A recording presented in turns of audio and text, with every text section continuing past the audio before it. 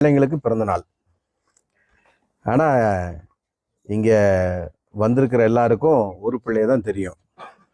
நம்ம ஜொகனாவை தான் தெரியும், என் பையனை தெரியாதவங்க எல்லாருக்கும். ஸோ இவங்க ரெண்டு பேரும் ஒரே நாளில் பிறந்தாங்க. போன வருஷமும் நம்ம இந்த மாதிரி செலிப்ரேட் பண்ணோம், நல்லா இருந்துச்சு. பார்பிக்யூலாம் போட்டு ரொம்ப அருமையாக போன தடவை செலிப்ரேட் பண்ணோம். இன்னைக்கு இந்த காரியத்தை கொஞ்சம் மேம்படுத்த கர்த்தர் உதவி செய்தார்.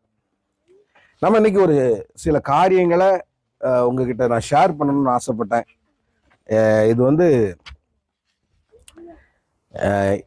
எந்த மத மாற்றமோ இல்லை வேற எந்த அடிப்படையிலையோ அரேஞ்ச் பண்ண ஒரு காரியம் இல்லை. இது நம்மளுடைய மனதை, நம்முடைய வாழ்க்கையை லேசாக புரட்டி பார்க்க போகிறோம். எப்படி நம்மளுடைய வாழ்க்கையை நம்ம லேசாக புரட்டி பார்க்க போகிறோம். நம்மளுடைய லைஃப்ல why we need Jesus Christ, இயேசு கிறிஸ்து எதற்காய் வேண்டும் அப்படிங்கிற ஒரு காரியத்தை குறித்து நம்ம இன்னைக்கு ஒரு சின்னதாக ஒரு காரியத்தை நான் உங்ககிட்ட ஷேர் பண்ணிட்டு நம்ம ஃபங்க்ஷனுக்குள்ள நமக்கு போவோம். இன்னைக்கு நான் பைபிள்ல இருந்து மத்தேயு அப்படிங்கிற ஒரு அதிகாரத்துல இருந்து நான் ஒரு காரியத்தை உங்களுக்கு எடுத்து வாசிக்க ஆசைப்படுகிறேன். எல்லாருக்கும் ஜீசஸ் கிரைஸ்ட தெரியும், அப்படிதானே? Every one knows about Jesus Christ, right? ஆனா அவர் இங்க என்ன செஞ்சாரு, அவருக்காக எப்படிப்பட்ட காரியங்களுக்கு ஆயத்தப்படுத்தப்பட்டிருந்தது, இந்த பைபிள்ல என்ன எழுதியிருக்கு அப்படிங்கிறது நம்ம எல்லாம் நிறைய பேருக்கு தெரியாது. ஆனா நான் இன்னைக்கு ஒரு சின்ன காரியத்தை, ஒரு நல்ல காரியத்தை நான் உங்களோடு பகிர்ந்து கொள்ளலாம்னு சொல்லி ஆசைப்படுறேன். அந்த மத்தேயு புஸ்தகத்துல 11வது அதிகாரத்துல 11வது வசனத்துல சொல்லப்பட்டிருக்கிறது, ஸ்திரீகளிடத்தில் பிறந்தவர்களில் யோவான் ஸ்நானனை பார்க்கிலும் பெரியவன் ஒருவனும் எழும்பினதில்லை. ஆகிலும் பரலோக ராஜ்யத்தில் சிறியவனாய் இருக்கிறவன் அவனிலும் பெரியவனாய் இருக்கிறான் என்று உங்களுக்கு மெய்யாகவே சொல்லுகிறேன். இது இயேசு கிறிஸ்து யோவான் ஸ்நானகன் அப்படின்னு ஒரு மனிதனை குறித்து அவர் சாட்சி சொன்ன ஒரு காரியம். இந்த யோவான் ஸ்நானகன் யாருன்னு சொன்னா, கர்த்தருக்கு, அதாவது ஜீசஸ் கிரைஸ்டுக்கு அவர் வர்றதுக்கு முன்னால, அவர் பிறக்கிறதுக்கு முன்னால அவருக்கு ஒரு வழியை ஆயத்தம் பண்ண, அவர் வருகிறார் அப்படிங்கிற ஒரு நற்செய்தியை இந்த உலகத்துக்கு அறிவிக்க, அவர் என்ன செய்ய போறார், இந்த உலகத்துல எதற்காக வந்திருக்கிறார், பைபிள்ல சொல்லப்பட்டிருக்குது, பாவிகளை ரட்சிக்கவே கிறிஸ்து இயேசு உலகத்துக்கு வந்தார். அவர் நம்ம எல்லாரும் பைபிள் எழுதப்பட்டிருக்குது, கிங் டேவிட்னு சொல்லி ஒருத்தர் எழுதியிருக்கிறாரு, என் தாய் என்னை பாவத்திலே கர்ப்பம் தரித்தார் அப்படின்னு. நம்ம எல்லாரும் பாவத்திலே பிறந்த மனிதர்கள். இந்த உலகத்துல நம்ம பார்க்கிற, கேட்கிற, பழகிற எல்லா காரியத்திலும் ஒரு பாவம் இருக்கிறது. அப்ப இந்த பாவத்திலிருந்து நம்மை யார் விடுவிக்க கூடும், யார் நம்மை பரலோக வாழ்வுக்கு அழைத்து செல்ல முடியும் அப்படின்னு ஒரு காரியம், ஒரு கான்செப்ட் அங்க வருது. அப்போ நம்ம தெய்வம் ஒருவர் இருக்கிறார் என்பதை நாம் அறிந்திருக்கிறோம். அந்த தெய்வம் யார் என்பதிலே பலருக்கு பல வேளைகளிலே குழப்பம் வருகிறது. ஏன்னா நம்ம கண்ணார எந்த தெய்வத்தையும் பார்க்கல. அப்போ நம்முடைய வாழ்க்கையில நம்ம உணர்கிற, நம்ம பழகுகிற காரியங்கள்ல நாம என்ன செய்யறோம், பிறருக்கு செய்கிற நன்மையின் மூலியமாக, நம்முடைய மனசாட்சி நம்மளோடு பேசுகிறது மூலியமாக நாம் இறைவனை கண்டடைகிறோம். சில நேரங்களில் நாம் செய்கிற தவறு நம்மளுடைய இருதயமே குத்தி காட்டும். நீங்க பண்றது தப்பு, நீங்க போறது தவறு, தவறான வழி, இதை நீங்க இப்படி பேசக்கூடாது, இதை நீங்க இப்படி பார்க்க கூடாது, இதை நீங்க இப்படி பழகக்கூடாது அப்படின்னு நம்மளிடத்துல சொல்லக்கூடிய ஒரு காரியம் நம்முடைய மனசாட்சி. அந்த மனசாட்சி எதை குறிக்கிறது என்றால், தெய்வம் நம்மை படைத்திருக்கிற ஒரு வழியை குறிக்கிறது. தெய்வம் நம்மை பரிசுத்தமாய், நல்லவனாய், இந்த உலகத்துல வாழும்போது பிறருக்கு உதவி செய்கிறவர்களாய், ஒரு நல்ல சாட்சி உள்ள மனிதனாய், இறந்ததுக்கு அப்புறமும் இன்னைக்கு நம்ம பல பேரை குறித்து பேசிட்டு இருக்கோம். நம்ம அன்னை தெரசாவை பத்தி எல்லாருக்கும் தெரியும், மதர் தெரசாவை பத்தி எல்லாருக்கும் தெரியும். அவங்களை குறித்து இன்னி வரைக்கும் நம்ம எல்லாம் பேசிட்டு இருக்கோம். ஏன்? அவங்க கிறிஸ்டியன் அப்படிங்கிறதுனாலயா? இல்ல, அவங்க ஒரு சிறந்த தாயா இருந்தாங்க, பிறரை நேசிச்சாங்க. குஷ்டரோகம் அப்படிங்கிற ஒரு நோய் இருக்கிறத அவங்க என்ன செய்யல, ஒரு பொருட்டா நினைக்காம எல்லாருக்கும் ஊழியம் செஞ்சாங்க. இது அநேகருடைய இருதயத்தை என்ன செஞ்சது, தொட்டுச்சு. இப்படி ஒரு அம்மா இருந்தாங்க அப்படின்னு இந்திய கவர்மெண்டே அவங்கள தூக்கி கொண்டாடுகிற ஒரு காரியம். சோ அதே மாதிரிதான் இயேசு கிறிஸ்துவானவர் நமக்கு நன்மையை போதிக்க உலகத்துக்கு வந்தார். பரலோகம்னு ஒண்ணு உண்டுப்பா இந்த உலகத்துல. இந்த வாழ்க்கையோடு நம்மளுடைய வாழ்க்கை முடிவதில்ல. இன்னைக்கு மரித்தால் நம்ம அடக்கம் பண்ணப்படுறோம், இல்ல எரிக்கப்படுகிறோம், அதோட நம்முடைய வாழ்க்கை முடிந்து போகிறதல்ல. நமக்கு வேறொரு வாழ்வு உண்டு, ஒரு நித்திய வாழ்வு உண்டு. இன்னைக்கு நமக்கு கொடுக்கப்பட்டிருக்கிற இந்த சோல் இட்ஸ் a டெம்பரரி. அதான் ஆண்டவர் சொல்றாரு, it's a temple of Jesus Christ. ஆண்டவர் தங்குகிற ஒரு ஆலயம் இந்த டெம்பரரியான உடம்பு. அப்போ அவர் தங்குகிற ஆலயம், அவர் வந்து பரிசுத்தரா, இஸ் a holy God. அதனால அவர் சொல்றாரு, as I am holy you have to be holy அப்படின்றாரு. அப்ப நம்ம இத எந்த கான்செப்ட்ல எடுத்துக்கிறோம் அப்படின்னா, நம்ம இந்த உலகத்துல நல்லவனா இல்ல ஒரு நல்ல மனுஷியா நம்ம எப்படி வாழ போறோம், இல்ல ஒருவேளை இவங்க சொல்ற மாதிரி நமக்கு இந்த இம்மையில உலகம் முடியாம மறுமையில ஒரு உலகம் நமக்கு வைக்கப்பட்டிருக்கிறது, ஒரு நித்திய வாழ்வு வைக்கப்பட்டிருக்கிறது அப்படின்னு நம்மளுடைய இருதயத்துக்கு தோணுச்சுன்னா, அந்த வாழ்க்கைக்கு நாம எப்படி ஆயத்தப்பட போகிறோம் அப்படிங்கிற ஒரு சின்ன காரியத்தை தான் நம்ம இன்னைக்கு பார்க்க போகிறோம். இப்போ மத்தேயு நம்ம 11:11 வாசித்தோம். அந்த அந்த யோவான் ஸ்நானகனை குறித்து. யோவான் ஸ்நானகன்னா அவர் வந்து பாவத்தை அறிக்கை செஞ்சு மனம் திரும்புகிறவங்களுக்கு அவர் என்ன செய்யறாரு, தண்ணியில மூழ்க வச்சு ஞானஸ்தானம் கொடுத்து அவங்கள ஒரு புதிய மனுஷனாய் ஒரு புதிய மனுஷியாய் மாற்றுறாரு. பாவத்துக்கு அவங்க மறிக்கிறாங்க. என்னைக்கு அந்த பாவத்தை அவங்க உணர்ந்து ஆண்டவரிடத்துல அறிக்கை செய்யறாங்களோ, அப்போ அந்த பாவம் மன்னிக்கப்படுகிறது. அந்த தண்ணியில மூழ்கி எழும்பும் பொழுது அவர்கள் ஒரு புதிய மனிதனாய் ஒரு புதிய மனுஷியாய் ஒரு புதிய பிறவியா அவங்க உருவெடுக்கிறாங்க. அவங்க இயேசுவின் பிள்ளையாய் கர்த்தரின் பிள்ளையாய் அந்த நாள்ல இருந்து வாழ போறாங்க. அப்படிப்பட்ட ஒரு காரியத்தை தான் அந்த யோவான் ஸ்நானகன் செஞ்சு கொண்டிருந்தாரு. அப்போ அவரை குறித்து அவர் சாட்சி சொல்கிறாரு, ஸ்திரீகளிடத்துல பிறந்தவன் இவனை போல ஒரு நல்லவன் அல்ல, இவனை போல ஒரு பெரியவன் அல்ல என்று சொல்லி கடவுளிடமிருந்து ஒரு நற்சாட்சி பெறுகிற ஒரு மனிதனாய் அந்த யோவான் மாறுகிறான். இப்போ மத்தேயு 11 7வது வசனத்திலிருந்து 12வது வசனம் வரைக்கும் நம்ம பார்த்தோம்னா, இயேசு யோவானை குறித்து ஜனங்கள் எல்லாருக்கும் சொன்னது எப்படின்னா, அத வாசிங்களா கொஞ்சம்.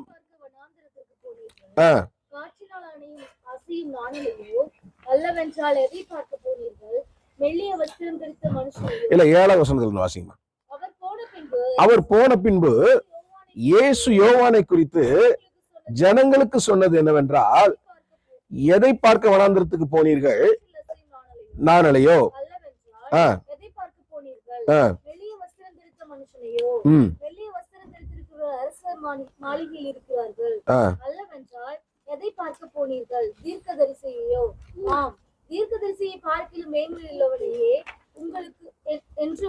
ஒரு தீர்க்கதரிசியை பார்க்கிலும் மேன்மையுள்ள ஒரு மனுஷனை பத்தி அவர் சொல்றாரு. அது எப்படி எனில், என் தூதனை உமக்கு முன்பாக அனுப்புகிறேன், அவன் உமக்கு முன்னே போய் உமக்கு வழியை ஆயத்தம் பண்ணுவான் என்று எழுதியிருக்கிற வாக்கின்படியே குறிக்கப்பட்டவன் இவன் தான். ஸ்திரீகளிடத்தில் பிறந்தவனிடத்தில் யோவான் ஸ்நானகனை பார்க்கலாம் பெரிய ஒருவரும் இல்லை. அப்போ ஆண்டவரிடமிருந்து கடவுளிடமிருந்து ஒரு நற்சாட்சியை பெறுகிற ஒரு மனுஷனாய் அவன் என்ன செய்யறான், உலா வருகிறான். அப்படிப்பட்ட ஒரு மனிதனாய் நாமும் இந்த உலகத்துல வாழ வேண்டும். அப்போ இயேசு செய்த கிரியைகள் என்ன, ஆண்டவர் நமக்கு எதற்காக வந்தார் அப்படின்னு சொல்லி நம்ம பார்த்தோம்னா, அதே மத்தேயு 11:2 6வது வசனம் வரைக்கும் நாம் வாசிக்கும் பொழுது, இயேசு தம்முடைய 12 சீஷர்களுக்கும் கட்டளையிட்டு கொடுத்த பின்பு அவர்களுடைய பட்டணங்களில் உபதேசிக்கவும் பிரசங்கிக்கவும் அவரிடம் விட்டு போனார். அத்தருணத்தில் காவலில் இருந்த யோவான் கிறிஸ்துவின் கிரியைகளை குறித்து கேள்விப்பட்டு தன் சீஷரில் 2 பேரை அழைக்கிறான். அழைச்சு என்ன சொல்றான், அவனுக்கு இப்போ ஒரு கன்ஃபர்மேஷன் தேவைப்படுது. வந்திருக்கிறவர் நீர்தானா, மேசியா நீர்தானா, எங்களை காப்பாற்ற பாவத்திலிருந்து விடுவிக்க வந்தவர் நீர்தானா என்று சொல்லி ஒரு கன்ஃபர்மேஷனுக்காக அனுப்புகிறான். அப்போ அவர் சொல்லுகிறாரு 4வது வசனத்திலிருந்து, இயேசு அவர்களுக்கு பிரதியுத்தரமாக, நீங்கள் கேட்கிறதையும் காண்கிறதையும் யோவான் இடத்தில் போய் அறிவியுங்கள். அவங்க கேட்கறது என்ன, பார்க்கறது என்ன, இயேசு இந்த உலகத்திலே செய்த நற்காரியங்கள் என்ன என்று சொல்லி பார்த்தீங்கன்னா, 5வது வசனம் இப்படி சொல்லுது, குருடர்கள் பார்க்கிறார்கள், சப்பானிகள் நடக்கிறார்கள், குஷ்டரோகிகள் சுத்தமாகுறாங்க, மரித்தோர் எழும்புகிறாங்க, தரித்திரருக்கு சுவிசேஷம் பிரசங்கிக்கப்படுது. அப்ப ஆண்டவர் வந்து என்ன நன்மைகள் எல்லாம் செய்யறாரு, குருடரை பார்வையிட செய்யறாரு. 2வது சப்பானியா இருக்கிறவங்கள தரித்திரர் என்ன செய்யறாங்க, சப்பானியா இருக்கிறவங்களை எழுப்பி நடக்க வைக்கிறாங்க. 3வது இறந்து போனவரை உயிரோடு எழுப்புறாரு. 4வது அங்க என்ன நடக்கிறது, தரித்திரருக்கு, அதாவது கஷ்டப்பட்டவங்களுக்கு, இயேசுவை பற்றி அறியாதவங்களுக்கு சுவிசேஷத்தை அறிவித்து அவர்களையும் அவரோடு கூட பரலோகத்தில் இருக்கிறபடி ஒரு நன்மையான ஒரு காரியம் அவங்களுக்கு கிடைக்கணும்னு சொல்லி இந்த நல்ல காரியங்கள் என்ன செய்யறாரு, இயேசு செய்யறாரு. அதை நீங்க பாத்தீங்கன்னா மத்தேயு 9:27-29 சொல்லுது, 2 குருடர்கள் அவருக்கு பின்னே சென்று தாவீதின் குமாரரே எங்களுக்கு இறங்கும் என்று சொல்லி கேட்கிற போது அங்க என்ன நடக்குது? இயேசு அந்த 2 குருடரையும் பார்த்து கேட்கிறாரு, என்னை பார்த்து என்னை நம்பி கேட்கிறீங்களே, உங்களுடைய கண்கள் பிறவிலிருந்து குருடரா இருக்கீங்க, இந்த இந்த குருட்டு கண்ணை நான் திறக்கணும்னு சொல்லி நீங்க ஆசைப்படுறீங்க, இதை என்னால செய்ய முடியும்னு சொல்லி நீங்க மெய்யாகவே விசுவாசிக்கிறீங்களா? நீங்க நம்புறீங்களா? Do you believe me that I can able to do this? I can able to perform this miracle அப்படின்னு சொல்லி ஆண்டவர் அவங்க 2 பேர்ட்டையும் கேட்கிறாரு. அதற்கு அந்த 2 குருடரும் உடனே என்ன செய்யறாங்க? நம்பி சொல்றாங்க, ஆமா we do believing you அப்படின்னு சொல்லும்போது அங்க என்ன நடக்குது? எடுத்து அதை வாசிங்க.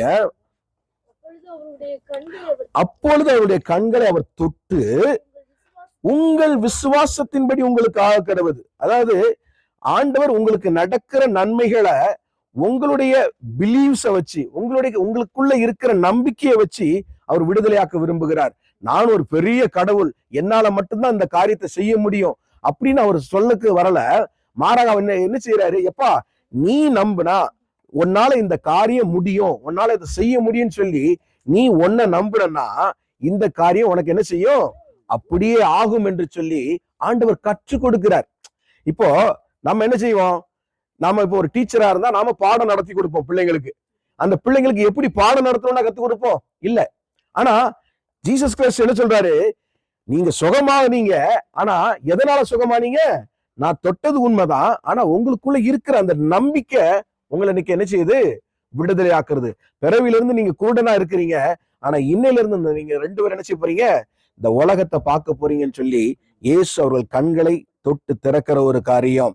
ஏன்னா லூக்கா 11:9-10 இப்படியா சொல்லுகிறது, நான் உங்களுக்கு சொல்லுகிறதாவது கேளுங்கள் அப்பொழுது உங்களுக்கு கொடுக்கப்படும், நீங்க என்ன கேட்டாலும் அது உங்களுக்கு கொடுக்கப்படும், தேடுங்கள் அப்பொழுது கண்டடைவீர்கள். நீங்க என்னத்தை தேடுறீங்களோ, நன்மையை தேடினா நன்மையை கண்டடைவீங்க, தீமையை தேடினா தீமையை கண்டடைவீங்க. அப்போ அவர் சொல்றாரு, தேடுங்கள் அப்பொழுது கண்டடைவீர்கள், தட்டுங்கள் அப்பொழுது உங்களுக்கு திறக்கப்படும். சில நேரம் நம்முடைய வாழ்க்கையில நம்முடைய கதவுகள் நிறைய காரியங்கள் அடப்பட்டு இருக்கும். இந்த வழியில நமக்கு போக முடியாதபடி ஒரு தடை, ஒரு பிரச்சனை, நமக்கு எங்க பார்த்தாலும் எங்க திரும்பினாலும் ஒரு சாபம் வாழ்க்கையில. ஆனா ஆண்டவர் சொல்றாரு, நீ உறுதியோட நம்பிக்கையோட விசுவாசத்தோட உனக்கு எங்க என்ன கதவு திறக்கணும்னு நீ முடிவு பண்றியா, அந்த கதவு விசுவாசத்தோட தட்டு, அது நிச்சயம் உங்களுக்கு திறக்கப்படும் என்று சொல்லி இன்னைக்கு சொல்லி கொடுக்கிறாரு. அப்ப பாருங்க, இயேசுவின் போதனை எப்படிப்பட்டது? நம்மளை அவர் ஒரு ஆளாக்க, நம்மளை மற்றவர்களுக்கு பழக்குவிக்கிற ஒரு நல்ல மனிதனாய் நல்ல மனுஷியாய் மாற்றுவதற்காக இயேசு நம்ம என்ன செய்யறாரு? அவர் நம்மளை அவருக்கு சொல்லி கொடுக்கிறாரு. தட்டுங்கள் அப்பொழுது திறக்கப்படும் என்று. கேட்கிறவன் எவனும் பெற்றுக் கொள்ளுகிறான். யார்? அவருக்கு பட்சபாதம் இல்லை. ஏழை என்றல்ல, பணக்காரன் அல்ல, படித்தவன் என்றல்ல, படிக்காதவன் என்றல்ல, இல்ல இயேசுவை ஏற்றுக்கொண்டவங்க அப்படின்னு அல்ல, இயேசுவை ஏற்றுக்கொள்ளாதவர்கள் என்று அல்ல. எந்த நேரத்துல இயேசு ஐயரே எங்களுக்கு இறங்கும் என்று சொல்லி அந்த 2 குருடர்களும் கத்துனாங்களோ அப்போ அவங்களுக்கு என்ன செஞ்சது? விடுதலை கொடுக்கப்பட்டுச்சு. இன்னைக்கு நம்முடைய வாழ்க்கையில ஆண்டவர் சொல்றாரு, நீங்க எந்த வேலையா இருக்கட்டும், நீங்க எப்படிப்பட்ட பாவியா இருக்கலாம், இயேசுவை அறியாதவங்களா இருக்கலாம், நீங்க உலகத்துல எப்படிப்பட்ட காரியத்தை நீங்க செஞ்சிருக்கலாம், ஆனா என்னைக்கு நீங்க இயேசு ஐயரே எங்களுக்கு இறங்கும் என்று சொல்லி கூப்பிடுறீங்களோ அப்போ எல்லாம் உங்களுக்கு என்ன செய்யப்படும்? கொடுக்கப்படும் என்று சொல்லி ஆண்டவர் இன்னைக்கு நமக்கு கற்றுக் கொடுக்கிறார். 2வது, அவர் சப்பானியை நடக்க வச்சாரு. யோவான் எழுதின சுவிசேஷம் 5:2-9 இது எழுதப்பட்டிருக்கிறது. பெதஸ்தா என்னப்பட்ட ஒரு குளத்துல 38 வருஷமா வியாதிப்பட்ட ஒரு மனுஷன், அவனால எழுந்து நடக்க முடியாது, அவன் ஒரு சப்பானியான ஒரு மனிதன், அவனால எந்த காரியத்தை செய்ய முடியாது. ஆனா அந்த பெதஸ்தா குளத்தை ஒரு தேவதூதன் அப்பப்ப கலக்குவாராம். அதை கலக்கும் போது யார் அந்த குளத்துல முதலாவது இறங்குறாங்களோ இல்ல குதிக்கிறாங்களோ அவங்களுக்கு அன்னைக்கு விடுதலை, அவங்களுக்கு அன்னைக்கு சுகம் 100%. அதுல எந்த மாற்று கருத்துமே கிடையாது. அப்போ இவர் 38 வருஷமா அந்த குளத்தருகளை படுத்து கிடக்கிறார். அவர் எடுத்துக்கொண்டு போய் அவருக்கு உதவி செய்வதற்கோ இல்ல அவரால் தவழ்ந்து போய் விழுவதற்கோ முடியாத ஒரு காரியம். யாரும் அவருக்கு உதவி செய்யல. இப்போ இயேசு வாராரு, 10வது வசனத்துல அவர் பார்த்து அவன் அநேக நாட்களா வியாதி உள்ளவனா இருக்கிறத கண்டு அவர் கேட்கிறாரு, ஒரே ஒரு வார்த்தை தான், எப்பா நீ சுகம் பெற விரும்புகிறாயா, நீ சுகமடைய விரும்புகிறாயான்னு கேட்கிறாரு. உடனே அவன் சொல்றான், ஆம் எனக்கு யாருமே ஹெல்ப் பண்ண மாட்டேங்காங்க. நானும் 38 வருஷமா போராடி பார்த்தேன். அந்த குளத்துல போய் என்னால முதல்ல இறங்கவே முடியல. நான் இறங்குறதுக்குள்ள யாராவது போய் குதிச்சிடுறாங்க, அவங்க சுகம் பெற்று வீட்டுக்கு போயிடுறாங்க. நான் 38 வருஷமா இந்த இடத்துலயே படுத்து கிடக்க ஐயா, எனக்கு தயவு செஞ்சு எப்படியாவது ஒரு ஹெல்ப் பண்ணுங்க அப்படின்னு சொல்லி அங்க அழுது கேட்கக்கூடிய ஒரு காரியம்.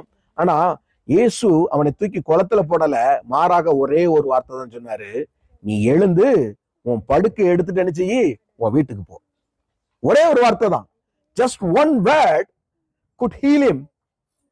ஒரே ஒரு வார்த்தை அவன் என்ன செஞ்சது, குணப்படுத்தி அவனை படுக்கை எடுத்துட்டு வீட்டுக்கு போயிட்டான். 38 வருஷமா தரையில படுத்து புரண்டு கிடந்த ஒரு மனுஷன் ஒரு நொடி பொழுதுல இயேசுவினால் சுகம் பெற்று எழுந்து வீட்டுக்கு போயிட்டான். இப்படிப்பட்ட அற்புதத்தை செய்ய தேவனால் மாத்திரம்தான் முடியும், இயேசுவினால் மாத்திரம்தான் முடியும். அதனாலதான் அவர் சொல்றாரு, யாரெல்லாம் என்கிட்ட கேட்கிறீங்களா விசுவாசத்தின் பேர்ல அவைகள் உங்களுக்கு கொடுக்கப்படும் என்று சொல்லி. மூணாவதாக நம்ம பார்த்தோம்னா மரித்தோரை எழுப்புறாரு. செத்து போனவங்க எழுப்ப முடியுமா? ஒரு இறந்து போனவங்க, பைபிள் எழுதப்பட்டிருக்கு, மனிதன் ஒரே தரம் மரிப்பதும் பின்பு நியாய தீர்ப்பு அடைவதும் எல்லா மனுஷங்களுக்கும் நியமிக்கப்பட்டிருக்கிறது. அதன் பிறகு உங்களுக்கு வேறொரு வாழ்வு இல்லை, வேறொரு பிறவி இல்லை. வாழ்க்கையில ஒரு பிறவிதான். அந்த பிறவியை நாம் தேவனுக்கென்று வாழ்ந்தால் நம்ம பரலோகத்துக்கு போகிற பிள்ளைகளாய் மாறுவோம். நம்ம தீயவர்களாய் வாழ்ந்தா நம்ம நரகத்துக்கு போகிற பிள்ளைகளாய் மாறுவோம். ஆனா இங்க இயேசு ஒரு பெரிய அற்புதத்தை செய்யறாரு. இறந்து போன ஒரு மனுஷனை எழுப்புறார். நீங்க யோவான் 11வது அதிகாரத்துல 21வது வசனத்தை நீங்க எடுத்து வாசித்து பாத்தீங்கன்னா, அங்கே ஒரு லாசரு எனப்பட்ட ஒரு மார்த்தாள் அப்படின்னு ஒரு அக்காவுடைய ஒரு தம்பி, அவன் ரொம்ப நாளா வியாதியா இருக்கிறான். திடீர்னு என்ன செஞ்சுட்டான், இறந்து போயிட்டான். ஆனா இவங்க இந்த குடும்பம் ஜீசஸ் கிரைஸ்டுக்கு ரொம்ப வேண்டிய குடும்பம், நல்ல ஃப்ரெண்ட்ஸ்.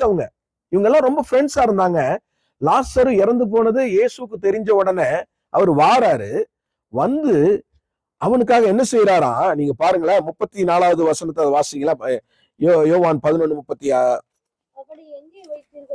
வந்து கேட்கிறாரு, அவனை எங்கப்பா வச்சீங்க, அவனை நாங்க போய் பார்க்கணும்னு சொல்லி, வந்து பாரும் என்று சொல்லி கூட்டிட்டு போறாங்க. இயேசு கண்ணீர் விட்டாராம். பாருங்க, ஒரு தெய்வம் நமக்காக கண்ணீர் விடுமாங்க? எந்த தெய்வமாவது நமக்காக அழுமா? நமக்காக பரிதபிக்குமா? நமக்காக அழுது புலம்புமா? என் மக இவ்வளவு கஷ்டப்படுறாள, இவளை எப்படியாவது இந்த துன்பத்திலிருந்து நான் விடுவிக்கணுங்கிற அந்த எண்ணம் எந்த தெய்வத்திற்காவது வருமா? தெய்வம் தன் நிலையில அப்படியே இருக்கும். மனிதன் அழுது பொருளுவான் தன்னுடைய காரியத்திற்காக. ஆனா இங்க ஒரு மனுஷன் இறந்ததற்காக தெய்வம் கண்ணீர் வடிக்கிற ஒரு காரியம். அவர் என்ன சொல்றாரு தொடர்ந்து வாசிக்கும் பொழுது,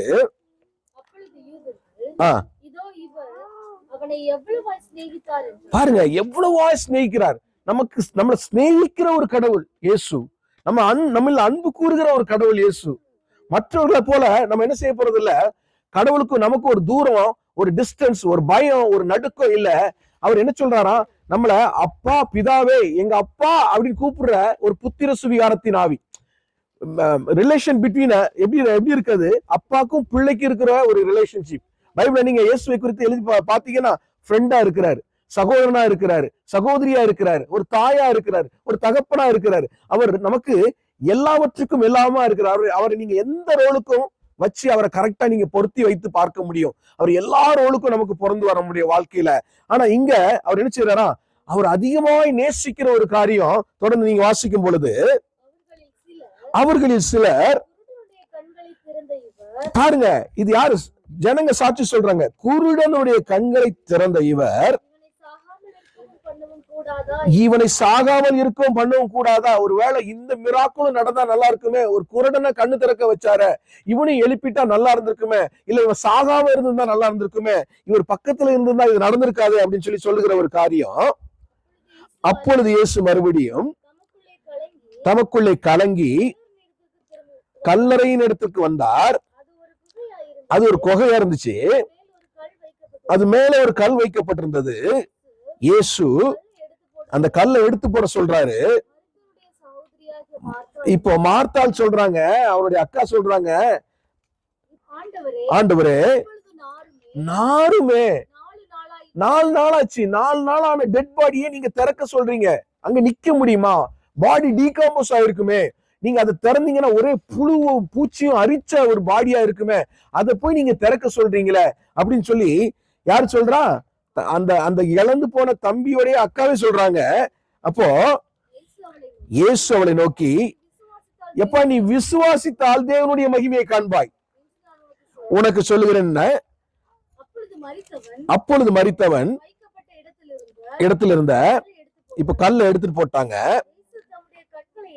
இயேசு கண்களை எடுத்து இப்போ அவர் மேல பரலோகத்துக்கு அனுப்புற பிதாவை நோக்கி வேண்டுறாரு. ஏன்? இவர் ஒரு தெய்வம் இல்லாததுனாலயா? இல்ல இவருக்கு முடியாதனாலயா? இவருக்கு சக்தி இல்லாததுனாலயா? இல்ல, அவர் ஒரு மனிதனாய் பாவிகளை ரட்சிக்க கிறிஸ்து உலகத்திற்கு ஒரு மனுஷனாய் வந்திருக்கிறார். தெய்வத்தன்மை எல்லாத்தையும் விட்டுட்டு ஒரு மனிதனாய் நான் என் நண்பனை போல, என் சகோதரனை போல நானும் கஷ்டப்பட்டு இந்த உலகத்துல பார்க்கட்டும், இந்த உலகத்துல இப்படி வாழ்ந்தாலும், கஷ்டத்தோட வாழ்ந்தாலும் நான் எப்படி நல்லவனா வாழ முடியும் காட்டிட்டு போகட்டும் சொல்லி அவர் ஒரு மனிதனாய் வந்தாரு. இப்போ பிதாவின் இடத்துல கூப்பிடுறாரு. சொல்லுமா. எடுத்து போட்டாருங்க.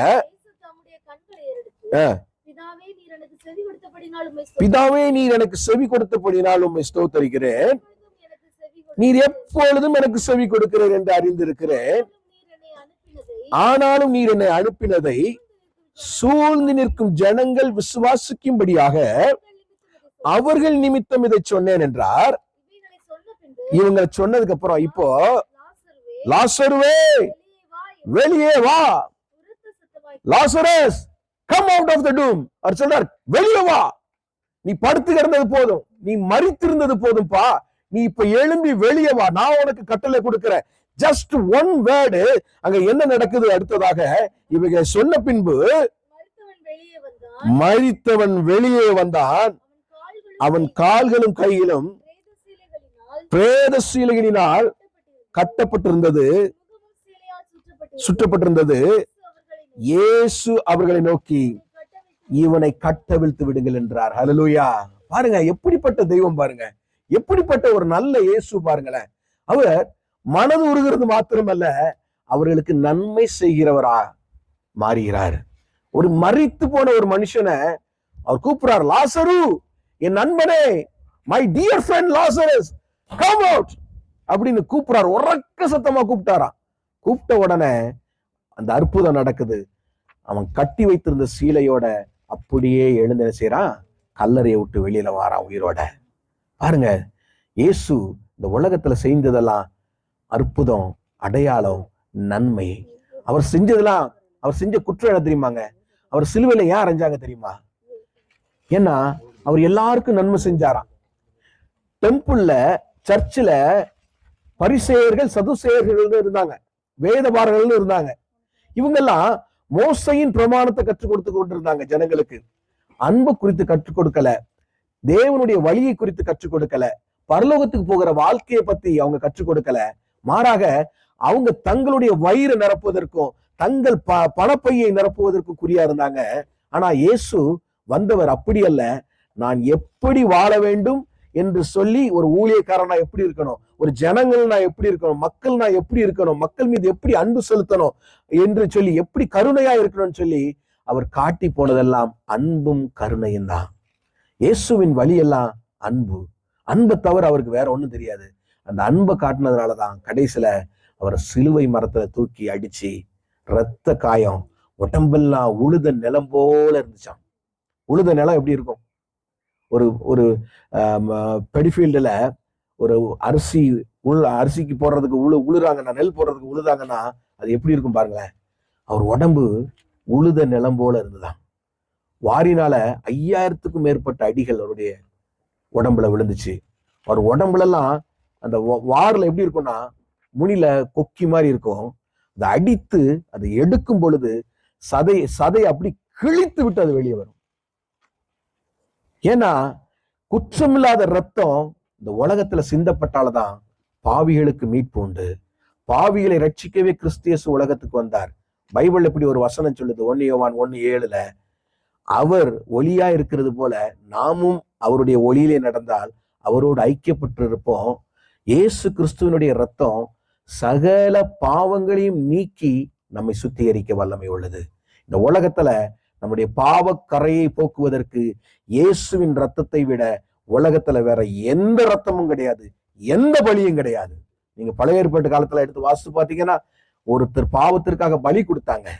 ஆனா இயேசு தம்மைத்தாமே பலியாய் ஒப்பு கொடுத்து மக்களை மீட்டு கொண்டார், ரட்சித்து கொண்டார். இன்னைக்கு இயேசுவே எங்களுக்கு இறங்கும் ஐயா, என் வாழ்க்கை இந்த நாள்ல இருந்து நான் உமக்கு ஒப்பு கொடுக்கிறேன் என்று சொல்லி நீங்க ஒப்பு கொடுத்தீங்கன்னா அவர் உங்கள் பாவங்களை மன்னித்து அவருடைய பிள்ளைகளாய் மாற்றுவதற்கு அவர் வல்லமை உள்ளவராய் இருக்கிறாரு. நீங்க மத்தேயு 9:35 அப்படியா சொல்லுது, இயேசு சகல பட்டணங்களையும் கிராமங்களையும் சுற்றி நடந்து ஜெப ஆலயங்களிலும் உபதேசித்து ராஜ்யத்தின் சுவிசேஷத்தை பிரசங்கித்து ஜனங்களுக்கு உண்டாயிருந்த சகல வியாதிகளையும் சகல நோய்களையும் நீக்கி அவர்களை சொஸ்தமாக்கினாரா. 36 இப்படி சொல்லுது, அவர் திரளான ஜனங்களை கண்ட பொழுது அவர்கள் மெய்ப்பனில்லாத ஆடுகளைப் போல அவங்க சுற்றி திரிகிறதுனால என்னது சிதறடிக்கப்பட்டவர்களாக இருந்தபடினாலும் அவர்கள் மேல் மனது உருகி திரளான மக்கள் எனக்கு வேணும், என் ஜனங்களை கூட ஒரு மக்களை கூட நான் நரகத்துக்கு நான் ஒப்பு கொடுக்க மாட்டேன், எல்லா மக்களும் என்னோடு கூட பரதேசத்துல இருக்கணும்னு சொல்லி ஆசைப்பட்டு அவர் இறங்கி வந்தாராம் மனதுருக்கி.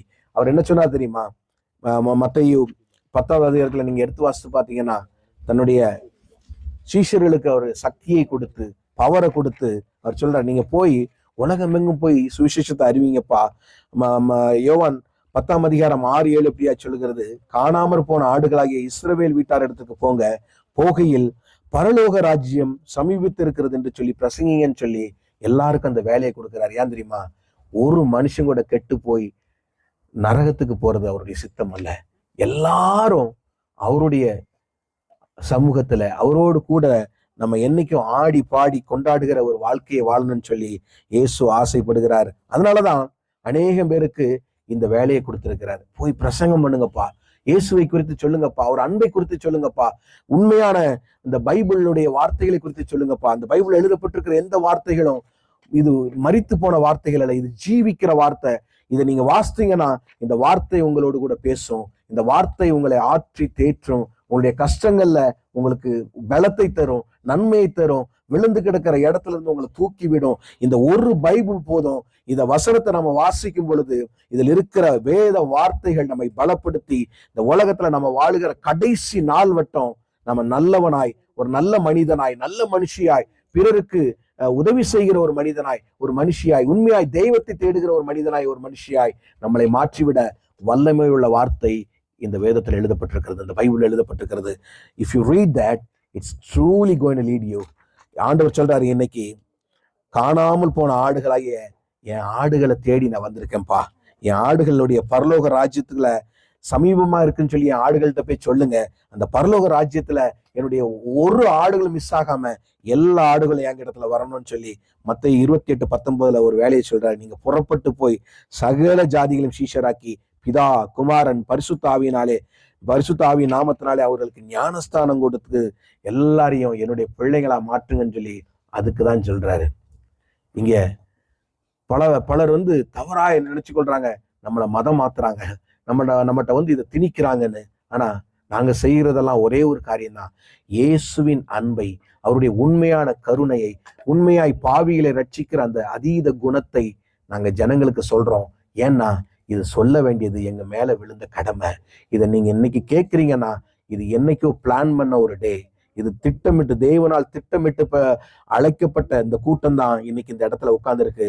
இந்த இடத்துல நிச்சயமா நான் இப்ப சொல்றேன், இயேசு உங்களோடு கூட பேசுகிறார், உங்களுடைய இருதயத்துல அவர் பேசி கொண்டு இருக்கிறார். என் அன்பு மகனே, என் அன்பு மகளே, நீ கலங்காதப்பா, நீ அழாதடா, நான் உனக்காக இருக்கேன், நான் உனக்காக உயிரை விட்டுருக்கிறேன். இந்த உலகத்துல நான் பட்ட துன்பத்தையும் கஷ்டத்தையும் நீ படுவதற்கு நான் அனுமதிக்க மாட்டேன். உன்னை நான் நிச்சயமா உயர்த்துவேன். என்னிடத்துல உன்னுடைய இருதயத்தை நீ கொடுத்து என்னை ஏற்றுக்கொண்டால் நீ போதும்.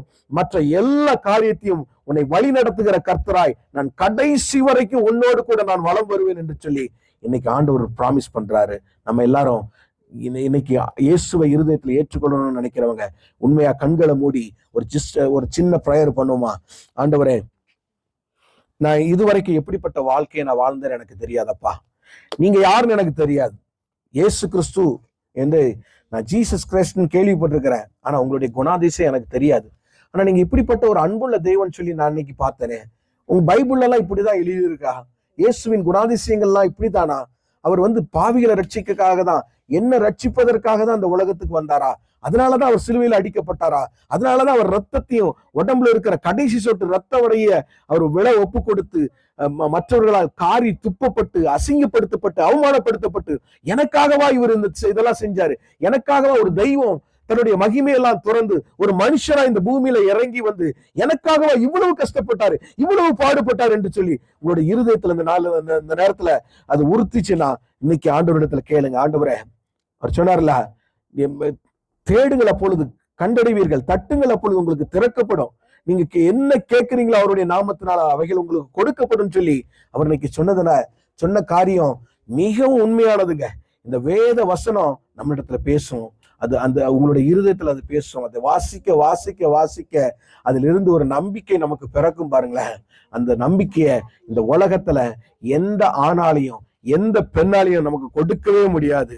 ஏசாயா 49:15 இப்படியா சொல்லுது, ஸ்திரீயானவள் தன் கர்ப்பத்தின் கனிக்கு இறங்காமல் தன் பாலகனை மறப்பாளோ? ஒருவேளை அந்த தாய் மறந்தாலும் நான் உன்னை மறக்க மாட்டேன்பா.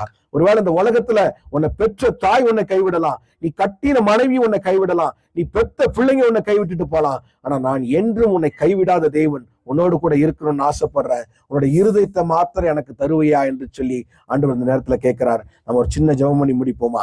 அன்பு ஆண்டவரே, இந்த நல்ல நாளுக்காய் நன்றியோடு துதிக்கிறோம், ஸ்தோத்தரிக்கிறோம்ப்பா.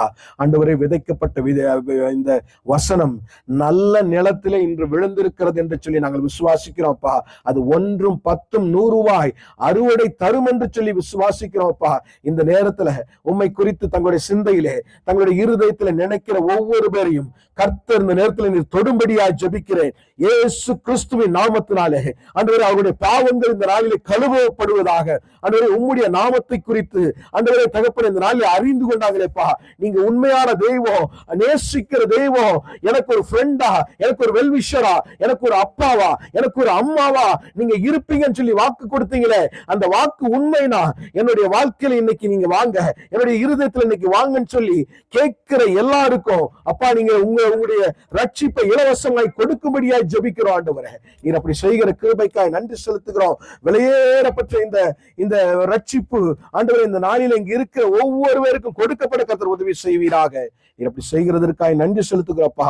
இந்த நேரத்தில் ஆண்டவரே, நாங்கள் யோவானை குறித்து பார்த்தோமே, யோவான் ஸ்நானகன் இயேசுவின் இடத்துல நற்சாட்சி பெற்ற மனிதனாய், நல்ல பெயர் வாங்கின மனிதனாய், மற்றவர்களிடத்திலே அவனை குறித்து சாட்சி கொடுக்கிற ஒரு மனிதனாய் வாழ்ந்தது போல இந்த நாளில பர்த்டே காண்கிற, பிறந்த நாள் காண்கின்ற ஜொகன்னாவும் ஆலனும் அப்படிப்பட்ட ஒரு வாழ்க்கையை ஆண்டவரே வாழ கர்த்தர் உதவி செய்யும்படியா ஜெபிக்கிறோம்.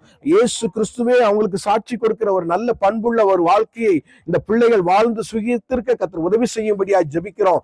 யோவான் எப்படி தன் தாயாகிய தன்னுடைய அம்மாவாகிய எலிசபெத்துக்கு இயேசுவின் இடத்திலிருந்து ஒரு நல்ல பெயர் வாங்கி கொடுத்தாலோ, அப்படியா இந்த பிள்ளைகளும் தன் தாய் தகப்பனுக்கு ஒரு நல்ல பெயரை வாங்கி கொடுக்கிற பிள்ளைகளாய் வாழ கர்த்தர் உதவி செய்யும்படியா ஜெபிக்கிறோம். இங்க கூடியிருக்கிற ஒவ்வொருவரையும் உடைய கரத்துல தருகிறோம். அவருடைய இருதயத்தில் இருக்கிற கஷ்டங்கள், ஏக்கங்கள், எண்ணங்கள், குற்றங்கள், குறைகள் எல்லாம் இயேசுவின் நாமத்தினாலே மாற்றப்படுவதாக இந்த நாளிலே எல்லா சாபக்கட்டுகளும் இயேசுவின் நாமத்தினாலே ஆண்டவரே அறுந்து போகப்பட கர்த்தர் உதவி செய்யும்படியா ஜெபிக்கிறோம். அப்படி செய்கிறதற்காக நன்றி செலுத்துகிறோம்ப்பா.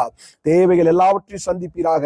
எல்லாரும் இந்த இடத்துல இருந்து போகும் பொழுது உம்மை ஏற்றுக்கொண்டு ஆசீர்வாதத்தின் பிள்ளைகளாய் கடந்து போக கர்த்தர் உதவி செய்வீராக.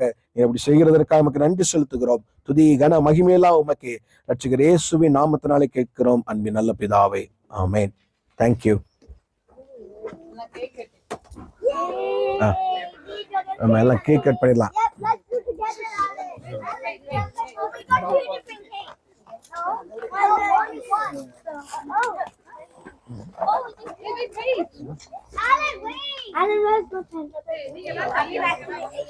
ஆஃப் பண்ணிட்டியம்மா? முதல்ல ஆஃப்